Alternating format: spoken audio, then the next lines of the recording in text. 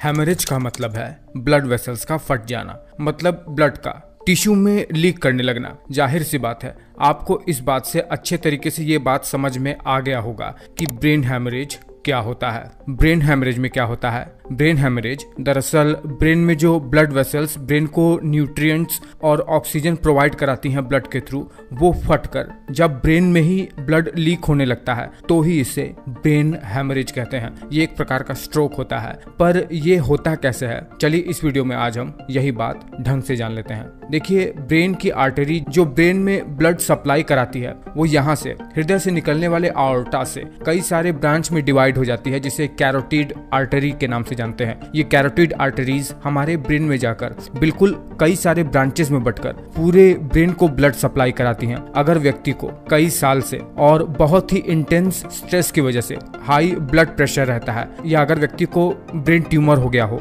या अगर किसी भी प्रकार से व्यक्ति के सिर पर कोई चोट लग गई हो, तो इन सब कारणों से क्या होता है कि ब्रेन की ब्लड वेसल्स फट सकती है। मतलब ये कारण हो सकते हैं ब्रेन में ब्रेन हेमरेज के। और इससे क्या होता है, इससे ब्लड ब्रेन के अंदर ही लीक करने लगता है, ब्लड ब्रेन के अंदर ही एक्यूमुलेट होने लगता है। रिजल्टेंट ब्रेन की टिश्यू को डैमेज पहुंचना शुरू हो जाता है, क्योंकि इससे ब्रेन को ऑक्सीजन नहीं मिल पाती है। ये जो ब्रेन है इसके ऊपर एक पतली सी मेम्ब्रेन की लेयर चढ़ी रहती है, जिसे मेनिंजेस कहते हैं। ये परत भी 3 लेयर से मिलकर बनी हुई होती है। इसके जो बीच वाली लेयर होती है, जिसे एरेकेनॉइड लेयर कहते हैं, उस लेयर में बहुत सारी ब्लड वेसल्स बिछी रहती हैं। क्या होता है कि जब इस मेनिंजेस वाले लेयर के बीच में ब्लड वेसल्स फट जाती है, हाई ब्लड प्रेशर की वजह से, किसी भी प्रकार के चोट या ट्यूमर के कारण से, या कुछ ब्लीडिंग डिसऑर्डर्स की वजह से, तो इस प्रकार के ब्रेन हेमोरेज को सब एरेकेनॉइड हेमोरेज के नाम से जानते हैं। जब ब्लड वेसल्स यहाँ पर फट जाती है तब इस लेयर और ब्रेन के बीच में ब्लड एक्यूमुलेट होने लगता है,